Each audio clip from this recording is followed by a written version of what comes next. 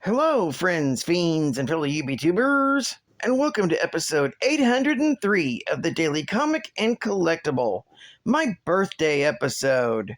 Now today, the collectible of the day is the Hot Toys 6-Skill Collectible Spider-Man Series Iron Spider Armor Spider-Man Action Figure. Introduced in the pages of Marvel Comics' Amazing Spider-Man, the Iron Spider Armor has captured fans' eyes with its distinctive design elements. Fans can now enjoy swinging around the city in this astonishing suit in the critically acclaimed video game Marvel's Spider-Man. Brought to life through intricate and meticulous workmanship, Sideshow and Hot Toys present Spider-Man, the Iron Spider Armor, 6th scale collectible figure. Inspired by the Marvel Spider-Man unique take on the armor, the Spider-Man action figure will be a great addition to your Marvel collection. Incorporating distinct elements of Tony Stark's Iron Man design, this Iron Spider Armor is an awesome piece of battle tech modified with extra details while staying true to its comic's origin and the video game's fresh spin on it. The Spider-Man 6-scale figure features a newly crafted masked head sculpt, a specialized body allows great realistic posability, all-new metallic red and gold Spidey suit with a gold spider emblem on his chest, 3 highly detailed mechanical pincers, matching interchangeable hands for different classic postures, a variety of web accessories, and a dynamic figure stand for aerial poses. Get back to protecting the neighborhood with this high-tech, 12-inch scale Spider-Man suit. Accessories included with this Spider-Man Iron Spider Armor 6-scale collectible figure include a newly developed specialized body with over 30 points of articulation, including 10 interchangeable hands with the cobweb pattern, including 1 pair of fists, 1 pair of opened hands, 1 pair of web shooting hands, a pair of cobweb swinging hands, and 1 pair of gesturing hands. This newly developed metallic red and gold colored Spider-Man suit is embossed with silver trims, cobweb pattern, and a gold spider emblem on the chest. It has 3 detachable gold-colored articulated Iron Spider Armor pincers. Also included is a pair of web shooters, 6 strings of spider webs in different shapes and lengths attachable to the web shooters, 1 open spider effects accessory, and a specially designed Spider-Man dynamic figure stand with game logo and character nameplate. This Iron Spider Armor Spider-Man comes in a collector's friendly box, layered in a foam box protector with lid, and was released in 2019 by Hot Toys Collectibles. Now, the comic of the day is Civil War, Volume 1, Issue Number 1, with a cover date of July 2006. This is part of the new Civil War event, with story by Mark Miller, art by Steve McNiven, and cover by Steve McNiven.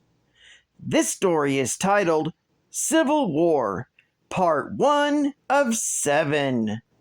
The story opens with the new warriors and their camera crew outside the house of 4 villains: Cobalt Man, Coldheart, Speed Freak, and Nitro. Microbe tells Speedball that they're out of their league and that they shouldn't take on these villains alone. Speedball disagrees, saying that they need a big ratings boost since Nova left the team, and they've only been fighting lame villains. The villains spot the new warriors, and it's a brawl.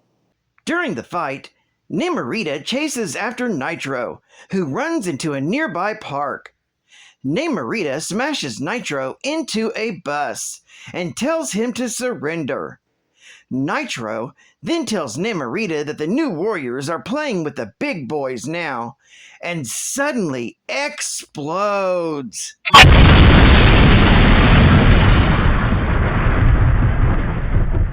Taking out the park full of children, along with the entire area. We then cut to a shot of the Avengers, the Fantastic Four, and the X-Men, aiding firemen and rescue teams as they search for survivors in the rubble. Captain America is pissed that all these innocent children died for some stupid reality TV show. Iron Man questions why the new warriors didn't call the Avengers, since they must have known they were out of their league. Meanwhile, a mom tells her son not to worry about the Sentinels, since they're the good guys sent to watch the X-Men. Wolverine takes exception to that comment. Goliath says that this is the straw that broke the camel's back, and it won't just be mutants the government are watching after this one. We then switch to She-Hulk, who's on the Larry King Show. She believes that it's reasonable that superheroes be treated like the police, that they should be trained and carry badges. Later, on the funeral service for all the dead children, the pastor asks the mercy upon the superheroes whose carelessness caused this tragedy. As Tony Stark is leaving the church, a mother of one of the dead children, Damien, spits in Tony's face. The mother blames Tony for financing the Avengers and encouraging their reckless behavior and operating outside of the law. The mother says the blood of her son Damien is on Tony's hands. Later, outside a trendy New York club, the Human Torch arrives to meet his date. The doorman lets Johnny and his date cut the long line and lets them into the club. Before Johnny can enter, the rest of the people in line want to know why Johnny gets in with no wait, while they have been there for hours. Johnny shoots back that once they save the world from Galactus, then they can borrow his free pass. However, the crowd responds with, what about the next time he blows up a school? What about the next time he kills some kids? Somebody then hits Johnny from behind with a beer bottle and knocks him out. Then, the crowd proceeds to stomp away on Johnny. On the Baxter Building, there's a superhero meeting consisting of Doctor Strange, She-Hulk, the Fantastic Four, X-Men, Avengers, Young Avengers, and some various other assorted superheroes. They all debate about whether to go along with the National Registry Bill or to fight it. Doctor Strange is against it. The Fantastic Four, Iron Man, Yellow Jacket, and She-Hulk are all in for it. Wolverine and Falcon are opposed to it. We see the split begin as Wolverine and the Thing trade some verbal jabs over the issue. Suddenly appearing from the shadows is the Iron Spider, who states that if everyone will have to work for the government and give their names, he will quit. Susan Storm replies that secret identity isn't a big deal. The Fantastic Four have been open since the beginning. However, Spider-Man sarcastically replies, that is, until he comes home to find his wife impaled on an octopus arm and his Aunt May begging for her life. Daredevil then tells everyone that this is the end of the way they do business. Meanwhile, inside a S.H.I.E.L.D. helicarrier, Commander Hill asks Captain America if his superhero friends, who are currently meeting at the Baxter Building, will go along with the Superhero Registration Act.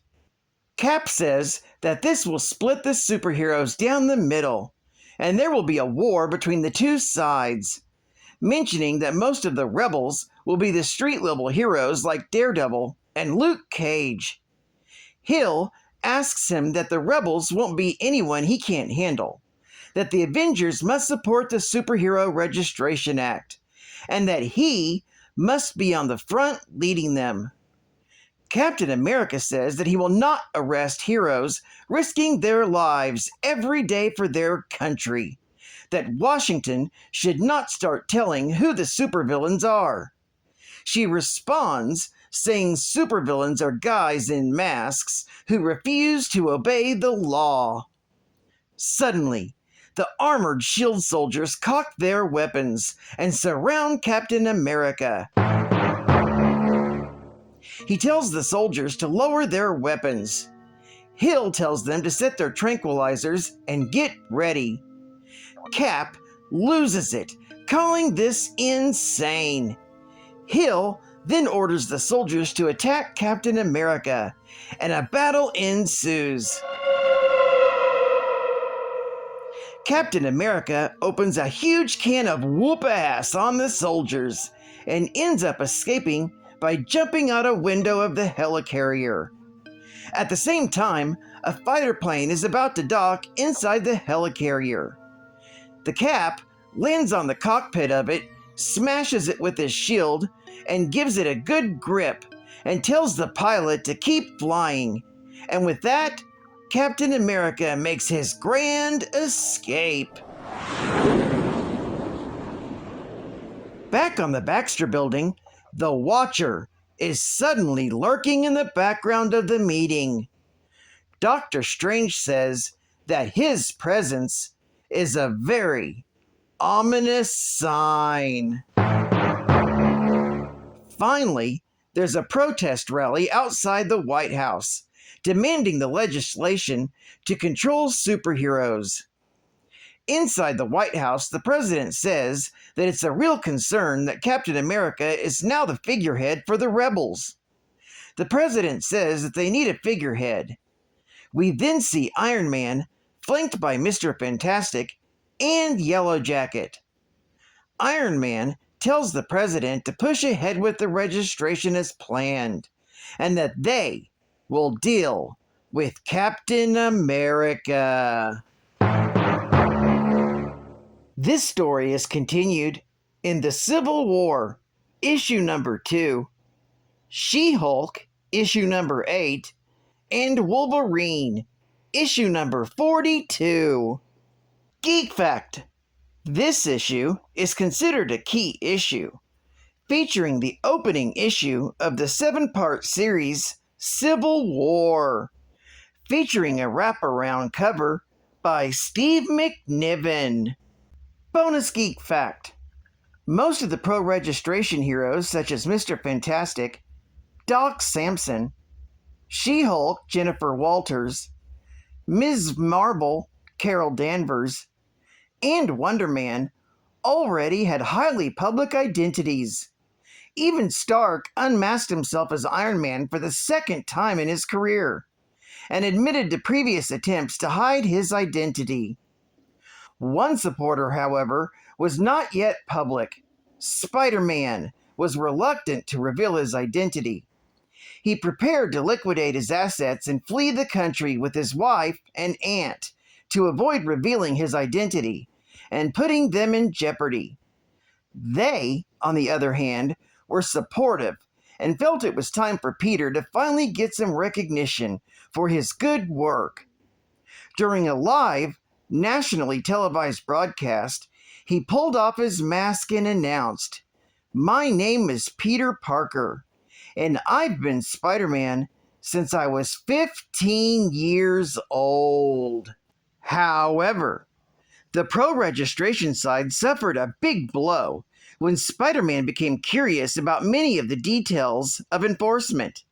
He came to realize that Stark was using the Iron Spidey suit to monitor his actions and reactions, including his spider sense. He found and added override codes for a number of Stark commands designed to subdue the wall crawler if necessary.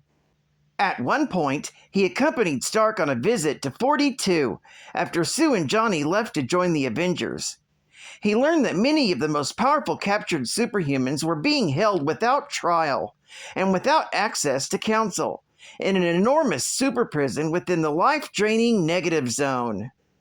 Spider-Man rebelled against the act and was attacked by Iron Man when he tried to sneak away with Aunt May and Mary Jane.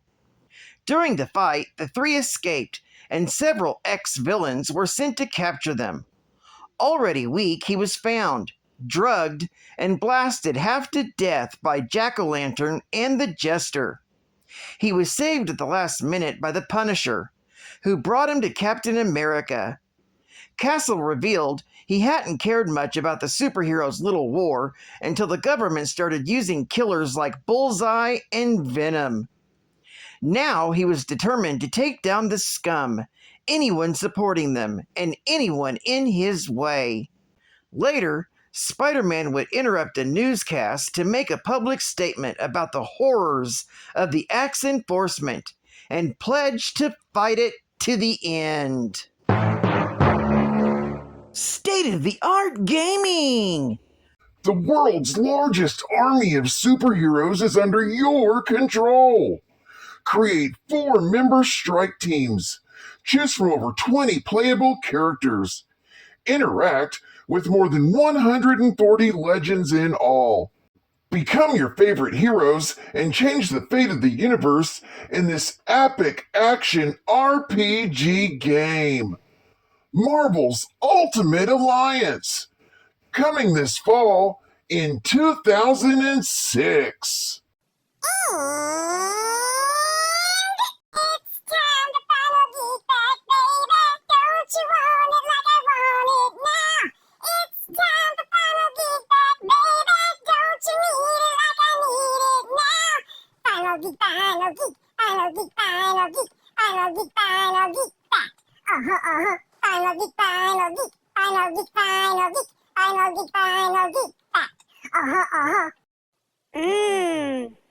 The best part of waking up is a geek that's well thought out.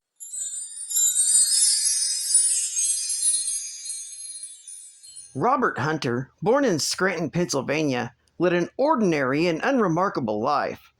A capable yet eccentric retired electrical engineer, he found his greatest passion in ham radio, spending his days tinkering with circuits and connecting with others across the airwaves. He was married to Mary Hunter, a supportive and devoted wife who shared his quiet, unassuming lifestyle. A band of renegade Kree scientists monitored Hunter's transmissions and chose him to become an agent of their Lunatic Legion, an alien criminal organization based on Earth. The Kree promised Hunter great power in exchange for his services in their criminal activities. After he agreed, they removed him to an orbiting genetics laboratory, where they genetically and atomically bioengineered Hunter into Nitro, the exploding man. These alterations gave him the ability to explode and reform himself at will. Nitro possesses the superhuman ability to literally turn himself into a living bomb. After he explodes, he can reconstitute himself at will and can remain in his gaseous form for an indefinite period of time. He can also generate a type of kinetic field around his body that also allows himself to reconstitute the clothes he wears at the time he explodes. Nitro's body can regenerate damaged or destroyed tissue by pulling itself back together, to an extent that he can regrow severed limbs and even return from near death. However, while this is the average extent of his powers, while taking mutant growth hormone, his power was enhanced far beyond his original limits, sufficient to level the entire city of Stamford, Connecticut, starting the Civil War. Well, I'd like to thank you for joining me for another Daily Comic and Collectible, and I hope to see you again next Monday after I celebrate my birthday. Happy birthday to me. Happy birthday to me. This is Cut Fan Comics Man, and I'll catch you on the flip, baby. Over and out.